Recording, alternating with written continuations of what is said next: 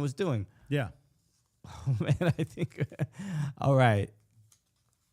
We are okay. We're here. Yeah, All right. yeah, Now, all right. Let's start over. All right. Go back to the main screen. Main. All right. Okay.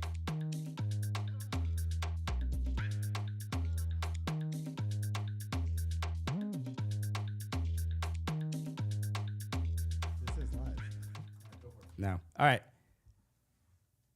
Hey, what's good, everybody? Welcome to the show. All right, rehearsal's over, baby. We are live. We are live. The U.S. men's national team, impressive 1-1 draw against Ecuador. I did not think it would go this way.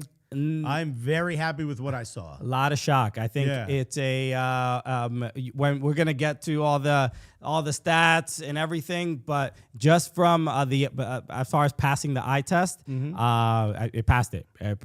Very much so. I was impressed with a lot of the players. The tail of the tape, though. I mean, when you look at how we played against Ecuador, the shirt you're wearing, how we played against you, because you Benedict shout out to Freddie, the homie who sent us the Ecuador shirt, so thank you. All right. And you decided to wear it today of all days. Here's the game summary. Obviously, a goal each. XG, and I want to talk about this because I think this is, a lot of times people are like, I don't really trust XG. No, this is exactly how it was. This is literally what happened. This is 1.09 for the U.S., 0.49 for Ecuador. So more than double. Obviously, possession, very impressive, 66%. Shots on target goes to the U.S. Corners goes to the U.S.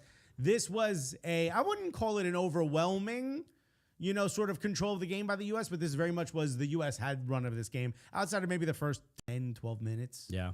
The first hour, even the first 4 minutes were kind of the most terrifying. There where were some scary moments. We didn't look like we'd be ready, but 66% possession, 109 XG. Even the corners, I'm like, this is not even like the announcer mentioned it during the broadcast. Like it was the 8 is the record under Mauricio Pochettino, and we're at a place with the national team. When I heard that, I'm like, this is progress. Forget Clint for the World Cup. Forget Klinsman. Yeah. Forget Bob Bradley. Hell yeah. We got 8 corners. 8 corners. How many points is that in a group stage?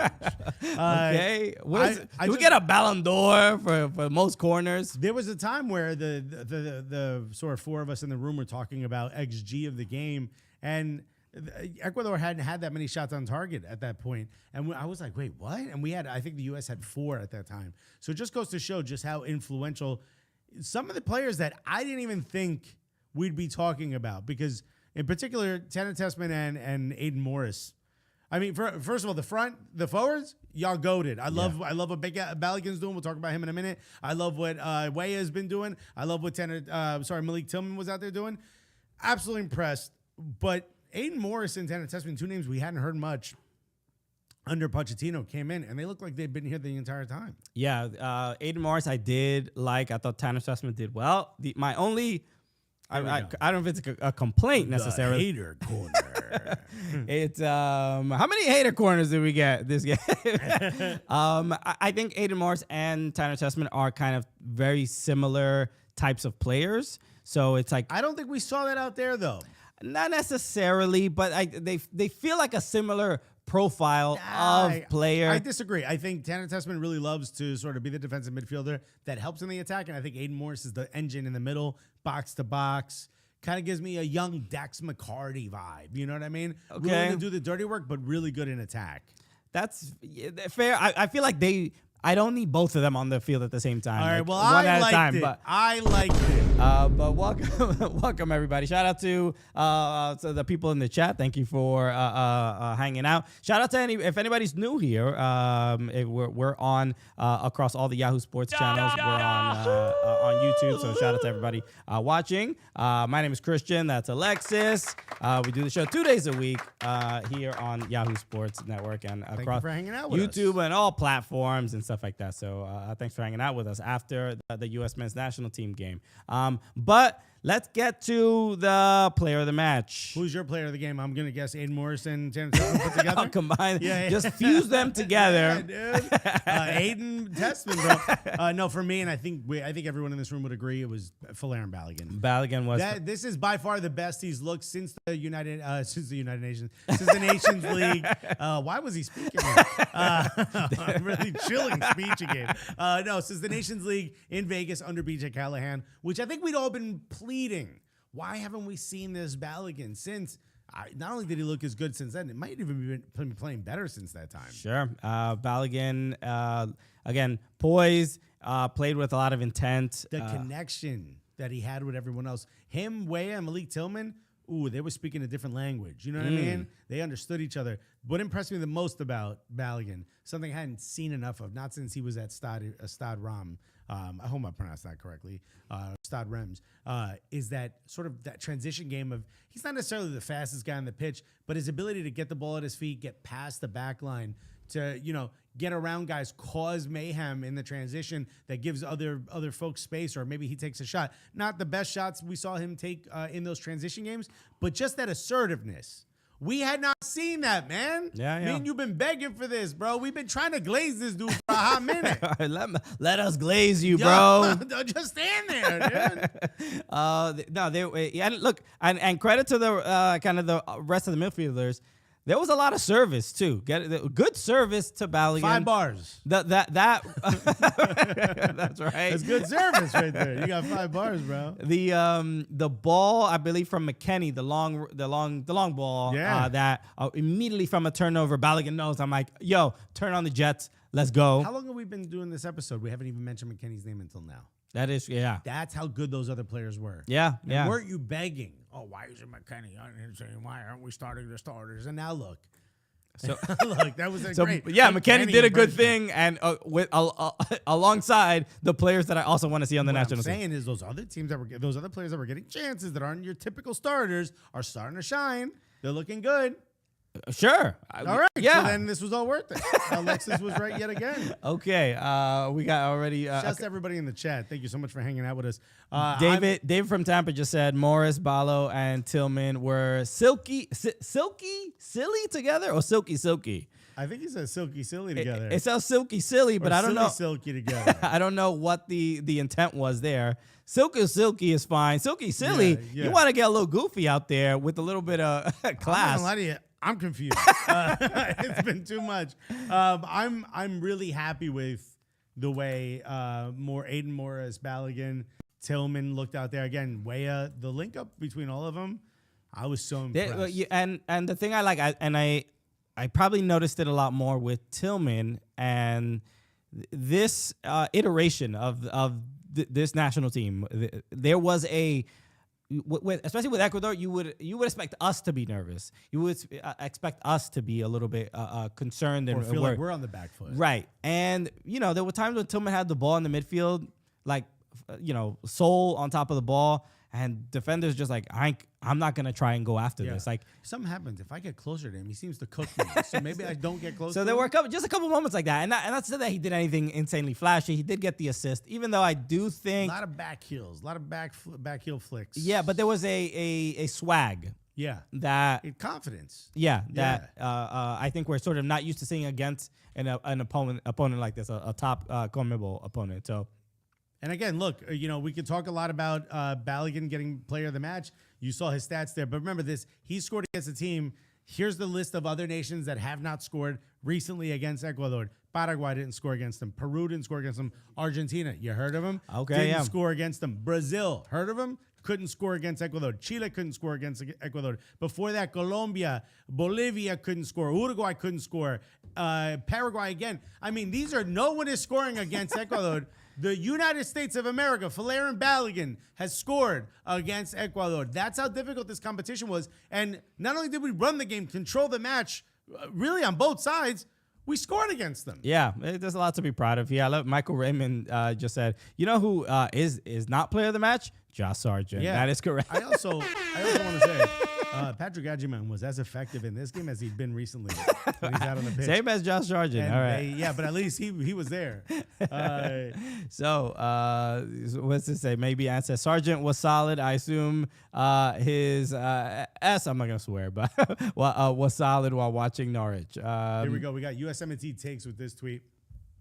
I'm very pleased with the showing for USMNT today. We look like the better 90%. We look like the better team, a nation, 90% of the match. You want to clean up those lapses because, as we just saw today, just one can turn into a goal. Also, we need to put away the chances we get, but solid performance from the team overall. I would disagree with nothing that was said there. I think for the most part, I think we saw a team that had, again, I think, and we've done this before in other matches, we have complete control of the match. We get to that final third, and it starts to get it's a little tough for them. You know what I mean? There's a little bit of nerves. They got one in today, so I can't complain about that. Yeah, there was a real. Oh wait, so USMNT says society has progressed past the need for Miles Robinson. This is crazy. I thought Miles Robinson was decent. He was fine. Bro. I mean, yeah, I thought this was. Even talking about like the single out Miles Robinson is odd to me because he didn't do anything where I'm like, get him off the pitch. Yeah, not at all. There were moments where I could say if you thought Freeman shouldn't be on the pitch, I could get it. USMNT only said the USMNT have more shots on target, possession, and over 250 more passes than Ecuador in the 1-1 draw. The best performance of the U.S. men's national team thus far in the Mauricio Pochettino era. Let's put that to a vote. How are we feeling? Oh, okay. Me and you. Democracy. Yeah. I mean, me and you. I mean, best performance against the toughest opponent.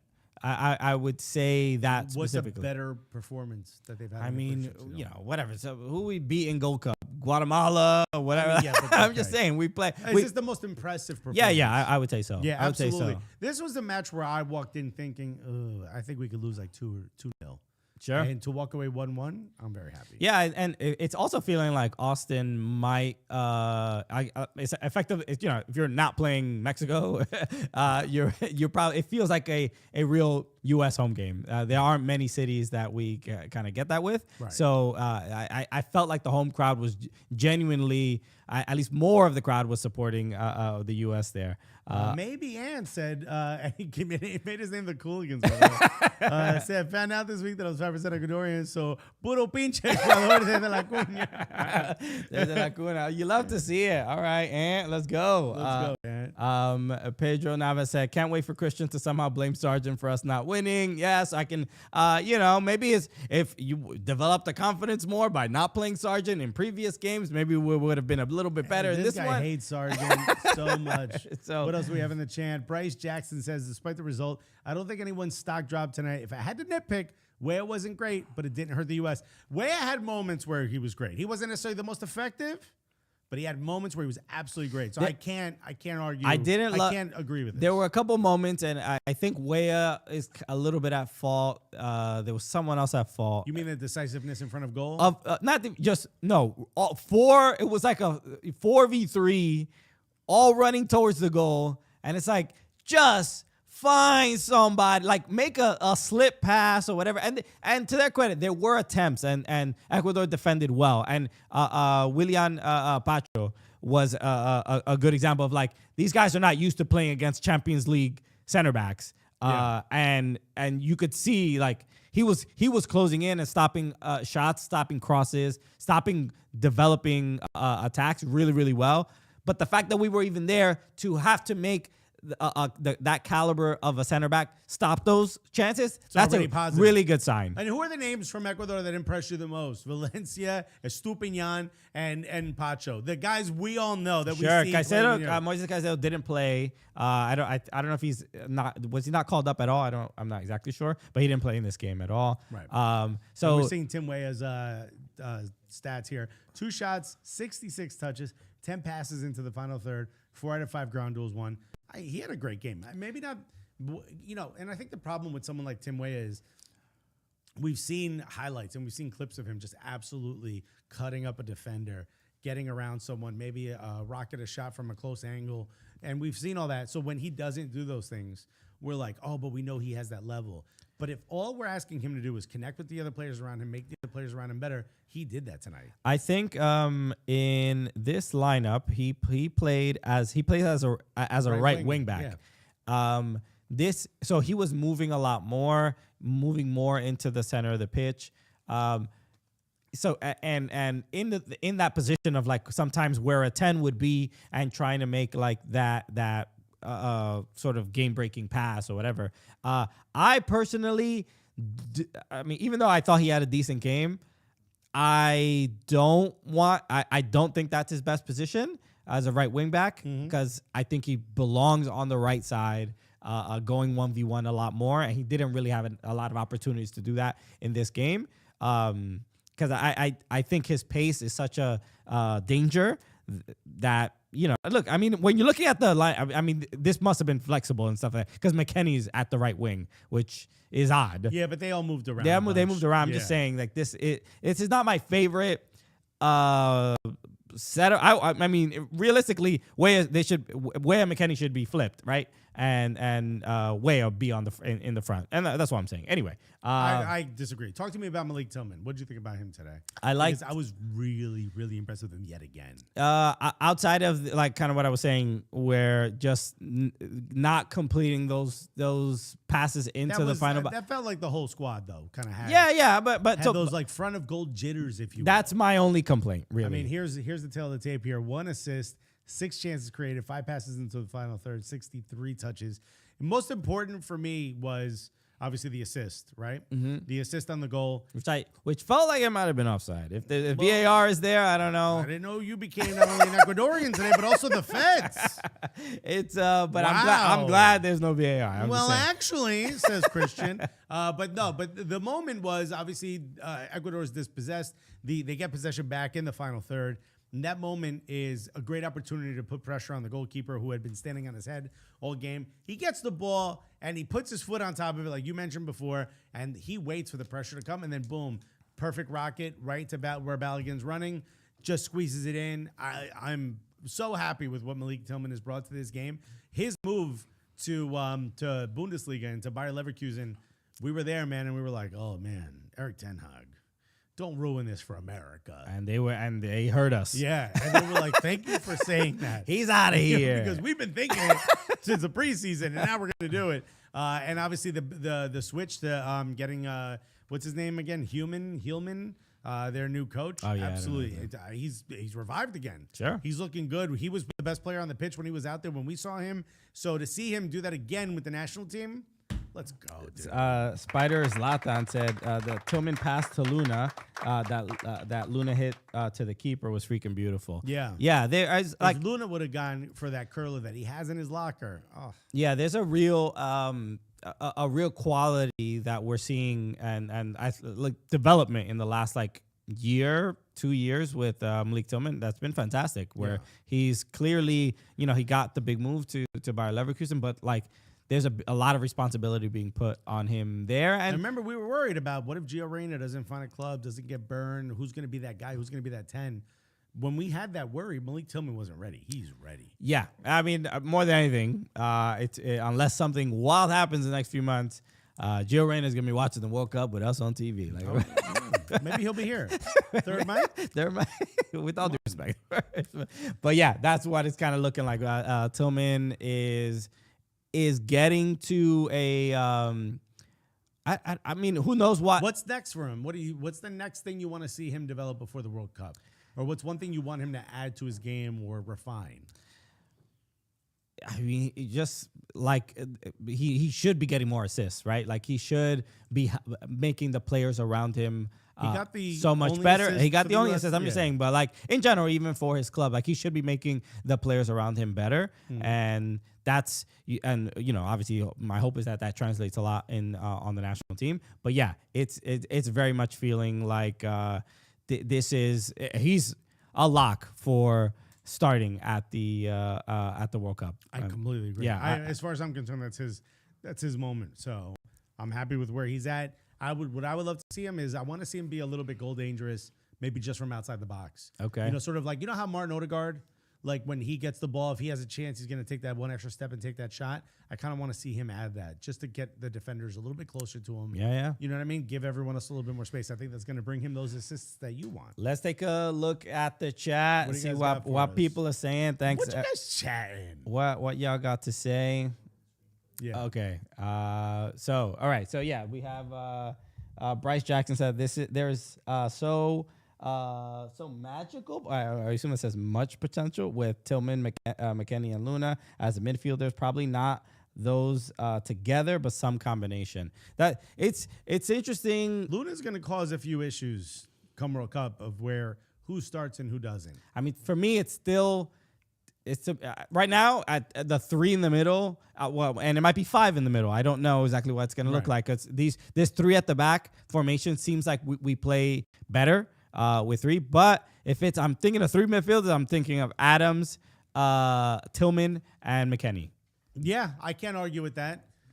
But I can also see if you're having a bad game, if you're one of those 3, maybe even a McKennie, if you're ineffective, which I don't see that happening, by the way. I think he's going to be very effective in the World Cup. But I can see Diego Luna getting on earlier than most. But we're in the same with McKennie, not maybe a little less with Weah, but we're still in the does you have a new manager or no? I think no, it's the what's his face? I forgot his name. But we're still in the what's this player gonna do for me? What position is he gonna play? I think he's just so effective. You're almost a victim of your own versatility. Sure. You know what I mean? Yeah. Let's see. We have Andrew Johnson said the question is, what kind of sandwich is Gio going to be eating while everyone else is at the World Cup? He's a Jersey kid, so Taylor ham, egg, and cheese on a roll. Hey, at least it's Taylor ham, baby. He must not be interested in being an athlete anymore if he's eating that. Igor Tudor is the manager. Okay. Yeah. Croatian. So yeah, maybe that helps Weston McKennie set a little bit. But there's a lot, obviously. Andrew Johnson said if Haji had made something out of Max's through pass, it would have made me really happy. That was his first touch, if I'm not mistaken, right? I think that was a little bit of a tough one. So biggest takeaways after this game? I guess that's tough because what I expected to happen didn't. So my takeaway is a little bit different than what it probably would have been in the beginning of the match. For me, the biggest takeaway is we have a lot of options where we didn't, and that's why I'm happy that we're experimenting a lot more and we're finding where the talent that we have that are clearly on the fringes, right? Like Tanner Tessman probably isn't going to be your starter come the first match of the World Cup. Aiden Morris probably isn't going to be your starter come the first match of the World Cup.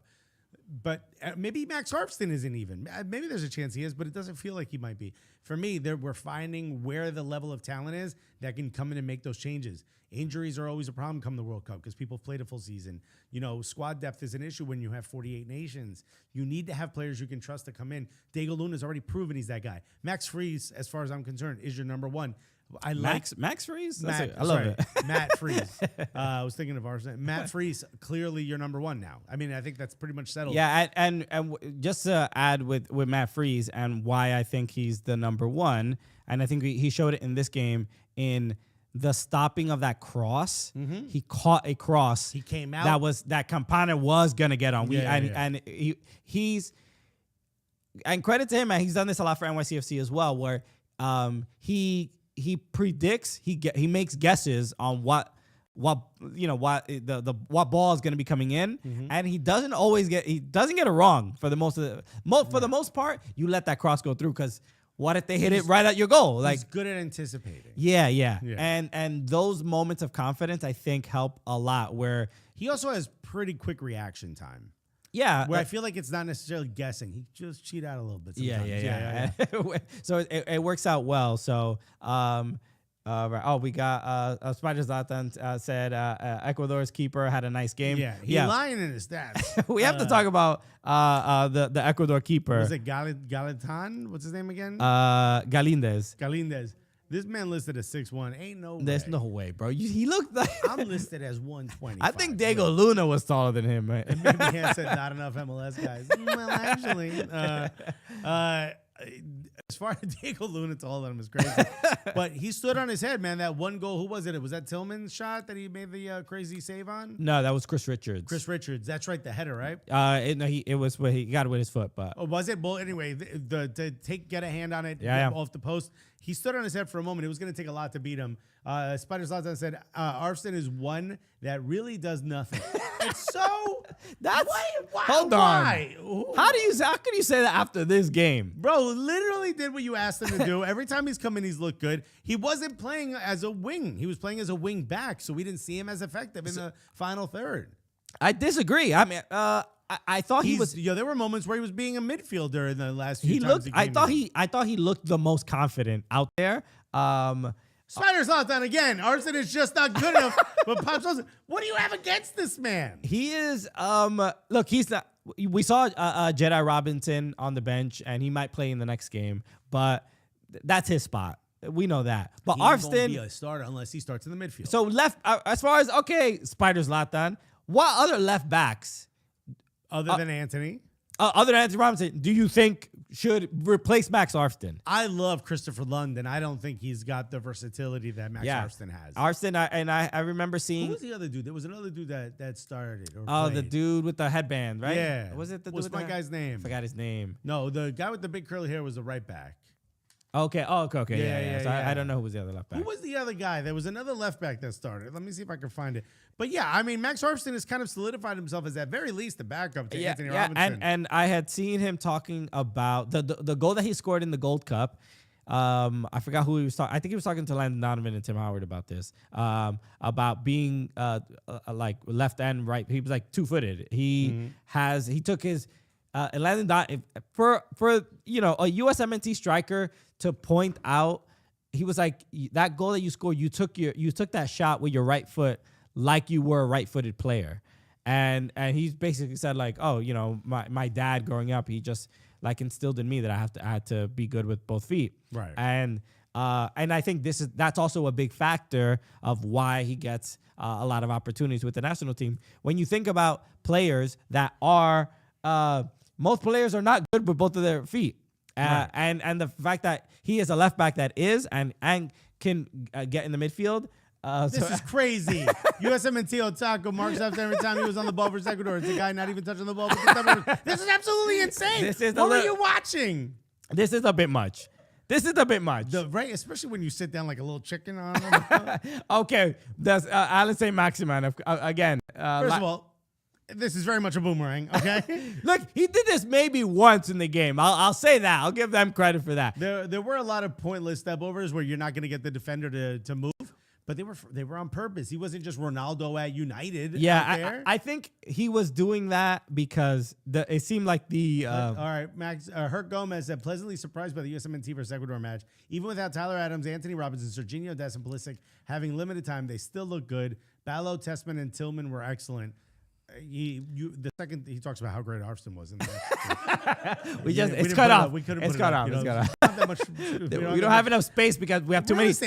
We have too many Spider Zlatan tweets. This is crazy. I don't understand where the Max Arvston hate comes from because he didn't do anything bad. I don't think he did anything bad. Was he? It seemed like the directive was a little bit of to not send in crosses. That's why I think Arvston was doing a lot of step overs because he was not, if he couldn't get past that first defender, he was not going to try and cross the ball. Max Arvston, one of the highest rated, by the way, via FOTMob. I'm just, again. Yeah, I mean, like, you could sort of tell there were several moments, and it wasn't just Max Arvston, that were not crossing the ball for almost any reason. They were just like, I felt like they were just trying to score in a different way. There were also moments where, and this happened a lot more when Diego Luna came on, and again, if we're going to be a little nitpicky, there were moments where, and I feel like it happened on the right-hand side with Freeman on the ball as well, where runners were advancing to make a run, and the ball kept getting circulated back to the back line.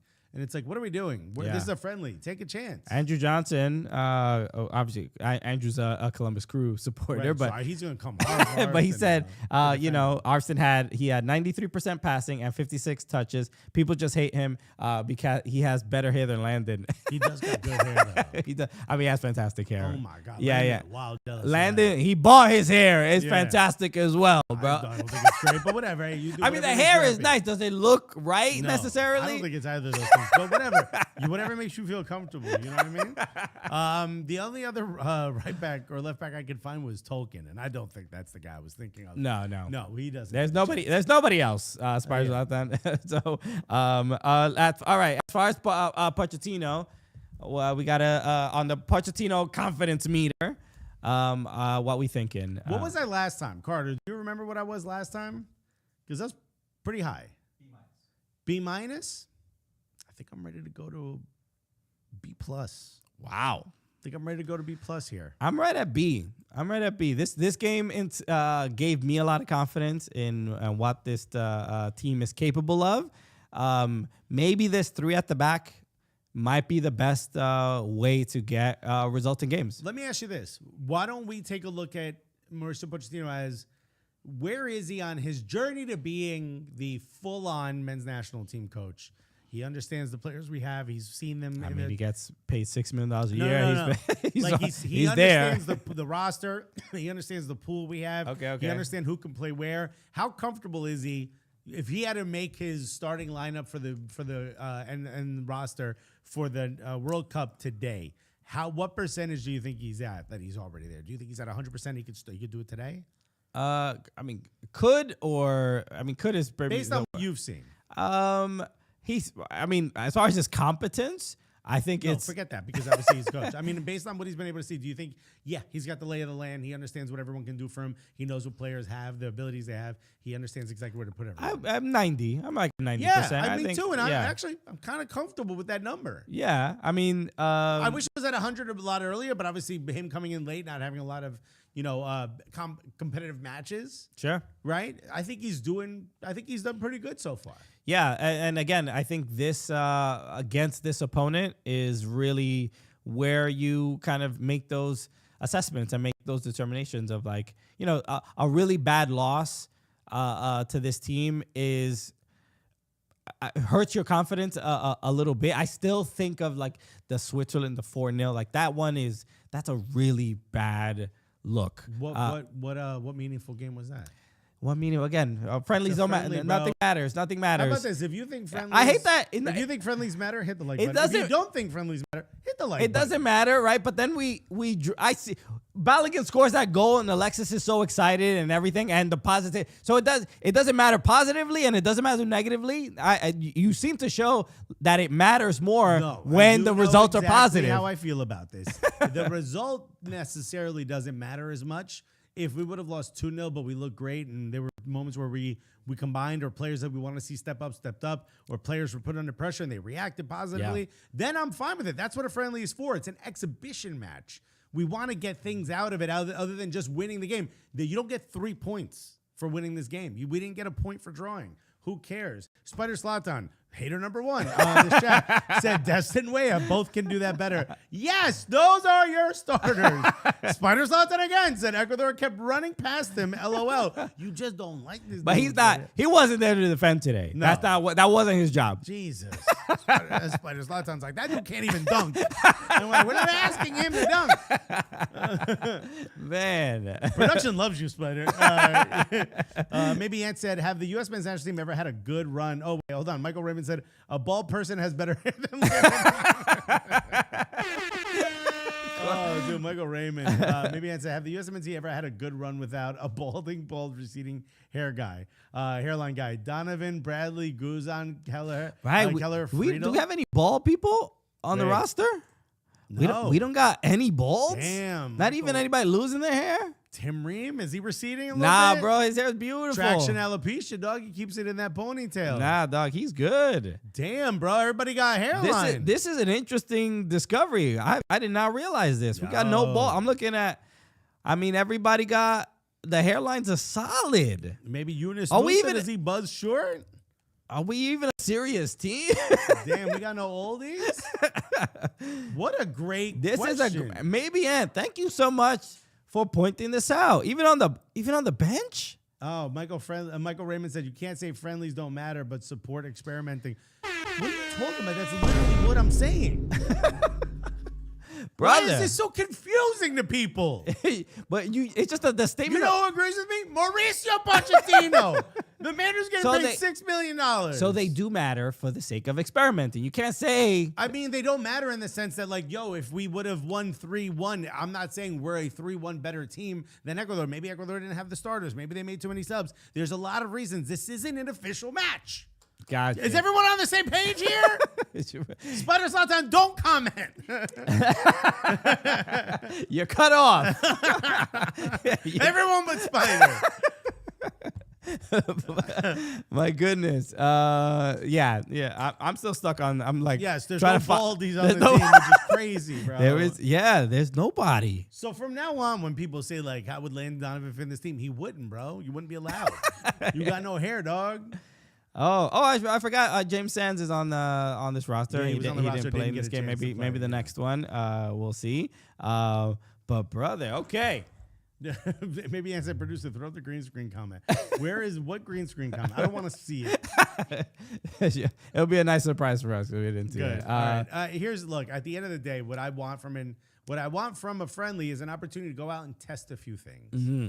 Let's see where we're at. Let's say, you know what, put him in a 3 in the back line, put this guy in the midfield, see if he can handle it. That's kind of what I think needs to happen. And I'm not the only one. Clearly, that's what's happening here. And for everyone who says, like, it should be our best 11 going out there, playing like it's as if the first match of the World Cup, we're not learning anything from that. I disagree that we're not learning. What are we learning? What would you get out of that? It's just like anything. It's reps with These your guys have been playing with each other since they were your best. They've been playing together on a team. All right, they were teenagers. We know what you meant. I think. Heavy pause. So anyway, these guys have been playing with each other since they were kids. No, they've been playing together. They understand each other. I don't have that. I don't share that same belief. Balogun being injured for close to a year. You never played with these guys. It's anything. It's chemistry. You need. Vickers breakdown says crazy take, Alexis. Players step on the pitch to compete. Yes, but to compete for what? In this game, the result necessarily isn't what you're competing for. Max Arston is competing for, can I do the agenda that Pochettino laid out for me? Balogun is competing for, can I prove to Pochettino that I have that extra level he asked me to get to, that I could do these 2 or 3 things that have been missing from my game. Tanner Tessman is competing for, can I prove that I belong in the squad, that I can link up with these players? Aiden Morris is competing for, can I prove that the move to Europe has made me rise to another level? It's not about the same thing as a regular game, or else it would have been a regular game. We have this conversation all the time. If the U.S. had gone on a 8-game winning streak of friendlies, do you know what that does to the confidence for every player and the ball? Of course. I hate to say this. I'm smarter Same thing. Losing 8 is brutal. It of course it means something. Sure, it's ridiculous. Sure, but if you're putting in different players, then who cares? Adrian said, where might need to shave it off then? Maybe you can put a pass in. Why are we hating Way all of a sudden? He had a pretty good game.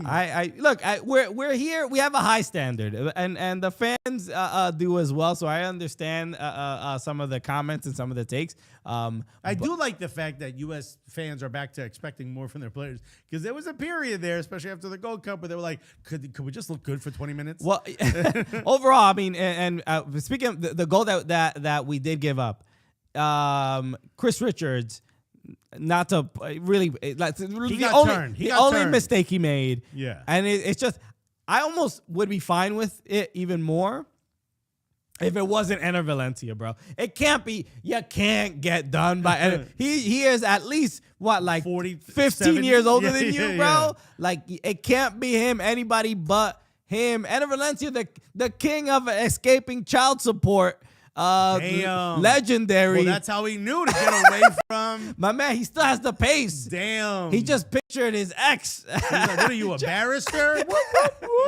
If people don't remember, Enner Valencia, a legend in the game for pretending to be injured after a game to get out of the building. To get out of the building. While the police were there. The police were after him because they were trying to collect child support. So my man is a legend for many reasons, but that's one of them. So, but that was, to me, that was the only mistake Chris Richards made. And you can see when he gave up the goal, when you watch it in slow motion from the camera behind the goal, it is such a frustrated, like, I let that one, I can't believe I let that one in. Yeah. So let's talk a little bit about the next match that we're going to go up against. Yes. Australia, which normally, you know what I mean, I'm not too worried about, but they are on one hell of a run, dude. They haven't lost a match since they lost to Bahrain on September 6, 2024. They have nothing but draws and wins and a lot more wins. In fact, they're on a 7-game win streak, including the last win was against Canada, who, I mean, for many times have looked better than the U.S. So this is really, really impressive from Australia. Australia already qualified for the World Cup, right? Australia, I believe so. Let's confirm that. They're playing in Colorado at Dick's Sporting Goods Park. How are you feeling about this? Who do you want to see start for the U.S. men's national team in this game? Sands, I think I mentioned earlier. That'd be fun. Sands would be fun, and I think he would be going up against his St. Pauli teammate. I forgot his name, but the dude that paints his nails, he's awesome. I forgot his name, but he's a great player. I forgot he was Connor Metcalf. Was it Connor? I don't remember his name. But anyway, but he's I know he's a great player. I've seen him there. Yeah, Connor. Okay, so. The Sands would be cool to see, maybe in the replacing Aiden Morris and see what kind of he can do. Would your head explode if it was James Sands, Tanner Tessman, and Aiden Morris? No, it would not explode. Like, which one's which? Look, if they all three were there, Sands would not be a midfielder. But does Christian Pulisic? Do you want to see him start? I do. Yeah, I mean, he played like 15 minutes in this game. If he's healthy, and he can do it, go for it. Yeah, I mean, Australia arguably might look like maybe given the form that they're in. The form they're in. Yeah, it might be a tougher game. But yeah, this feels like with all due respect to Australia, it feels like we should have a better chance to win this game versus Ecuador. On paper, you're gonna assume like, at least with Australia we have a chance. And then after this game, the game also being at home, the altitude, I don't know if that's gonna affect both teams in any real way. Yeah, maybe probably would affect Australia a little more considering where they are. Quick question: are we worried that Tim Ream is still starting in the back line? Worried is not the word I would use. That was the word I used because I'm a little worried. So this is the reason I think he is starting all these games, and I think why he will start in the World Cup is because I think he's our best passing center back. He's a great passer with both feet, accurate. As far as defending, really pacey players, that's not.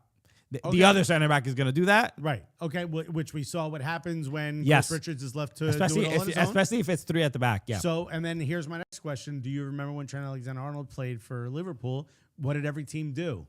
They went after Trent Alexander-Arnold defensively because that was the weakest point on the back line. Yeah. As much as I think Tim Ream is incredible at spacing, a genius defensively, right? He knows what he's doing. Maybe genius is a strong word, but he's probably the most confident defender we have, the most competent defender we have. Age is only going to the clock ain't turning back. He's only going to get a year or 6-7 months older. He's going to be older, even older by the time the World Cup comes. Can he keep that up? Can he play at that level?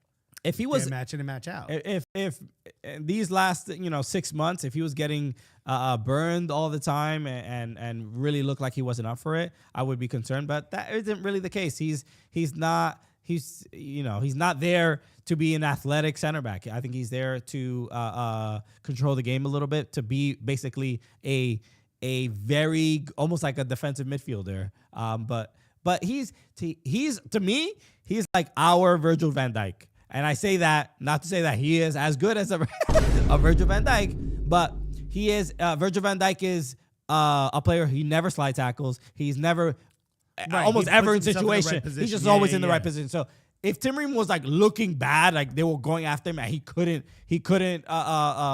just like was like getting kind of humiliated, then I would be concerned. But that isn't really the case. We give up 1 goal from kind of a turnover, good pass, and Valencia.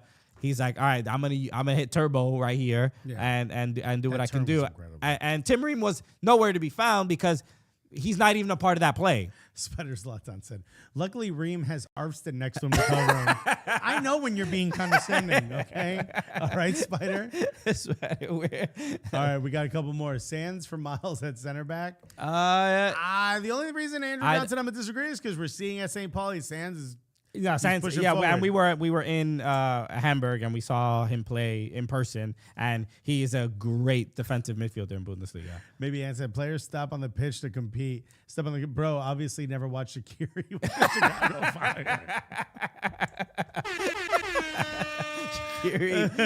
He was here to get the deep dish. Maybe Ann said our Virgil. Man, Christian about to go crazy on this burner.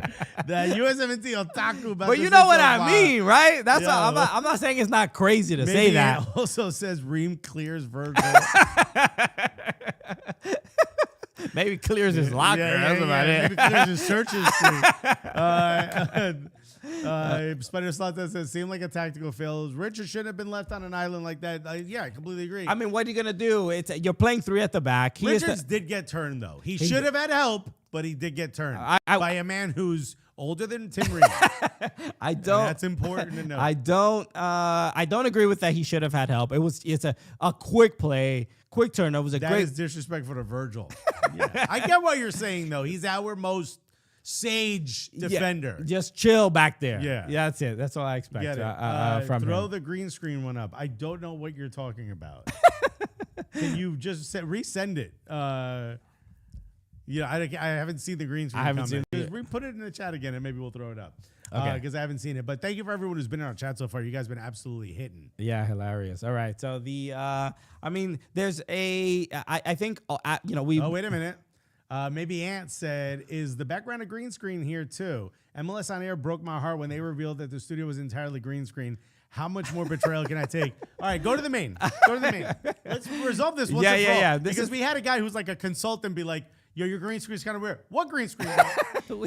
we have a real thing, bro. You can touch it. I hope all the rumors are done for.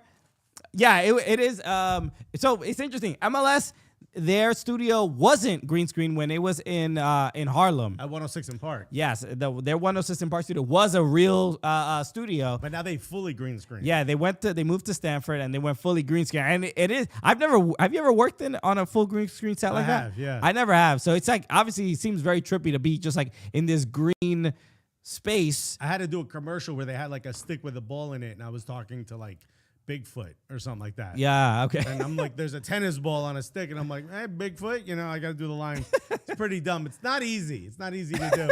But everyone can't believe this is green screen. We got to fix this. I mean, it's Also, why would we choose this? Holy shit, it is real. It is real. Yeah, man. We will never betray you. Okay, unlike Major League Soccer. Nah. We would never. But yeah. So overall, this I think we've done these a lot of these post game shows after USMNT matches, and I think this is probably the most optimistic I think I've been. This is the most fun episode we've had. Sure, I mean fun is not, I don't know about that. I mean lighthearted. We've won games. We didn't yell at anyone. You all yelled at Max Arston. We didn't yell at anybody. The chat hates Max Arston, and we think he's okay. Michael Raven said post the commercial. It never came out. Terrible. I gotta find. I've done a couple commercials. I gotta. Oh, see if I got one. I got a real bad one. Oh, all right. Yeah. Erectile dysfunction. No. It's not even like that. It just I look so embarrassing in it. I got like a middle spike in my hair. I'm in a tiny Jet shirt. Remember that? All right, Patreon. You know what you're getting. Oh, yeah. All right. Check out my OnlyFans, bro. All right, everybody. Are we wrapping up? Are we good to go? This is it. Thank you so much for hanging out with us. If you haven't already, hit the subscribe button. If you're watching on one of the other channels, hit the like button. Baby. Yes. So you know what that does? It tells Yahoo. It also tells Yahoo. But it tells YouTube, hey, we like this guy. Why don't you show it to one of your other friends? Yes. And YouTube's like, I got a lot of friends. And yeah, when they say we like this guy, we know you don't mean Max Arfston. It's everybody but Max Arfston. But yes, shout out to everybody watching across all the Yahoo Sports channels. Thank you. All the people on Twitter, TikTok, all the social media platforms that we all know and love. Yes, absolutely. We appreciate it. Share whatever you like that's ours. If it got our face on it, share it. Exactly. And make sure you subscribe to the podcast on YouTube, Spotify, Apple Podcasts. We have a really... They're cooking you for the flex of going to a Bundesliga match. Maybe Ann said, we watched him in person. I just don't want it to seem like I was just watching on ESPN. I'm just like, that's the difference. You know what? Because we're watching... I had Sands cam the entire time, bro. We weren't watching the rest of the match. We're watching James Sands, and you can't see it, but behind this camera, we have James Sands' jersey from that game. That's part of the green. No, that's the green screen. Yeah. Everything not behind us is green screen. Green screen behind the camera. Thank you so much for hanging out with us. Is there anything else? We're going to be live Mondays and we're not live, but we're in your ears and on your screens. Yes, Mondays and Thursdays. And go check out our most recent episode with Kid Super, who is a fashion designer, works in soccer, comedy. He made 8 of the jerseys at the Club World Cup. For Puma. So we just talked to him recently, and he's a very influential figure. And I think if you are interested in any of these things, you'd love to hear from him. So go check out that episode. Tomorrow morning, for anybody tuning in right now in New York, we're going to be hosting the Times Square Cup with Borussia Dortmund and Street Soccer USA. That starts at 9 a.m. in Times Square. They put a pitch right in the middle of Times Square, right by the tickets booth. And there's going to be an Nor'easter for later in the day. So get there early. Get there early. Avoid the bad weather. So we're going to be there for that, and that's going to be really cool. So if you're in New York and you want to come by Times Square, you can see us. We can be a part of your vacation if you're out here. All right, let's wrap it up there. Everybody, thank you so much for tuning in. Shout out to the Yahoo team behind Carter and Ingrid doing the graphics. It is late. It's all past our bedtimes. Yes. But thank you so much for hanging out with us as well. All right, everybody, take care. Peace. Love you guys.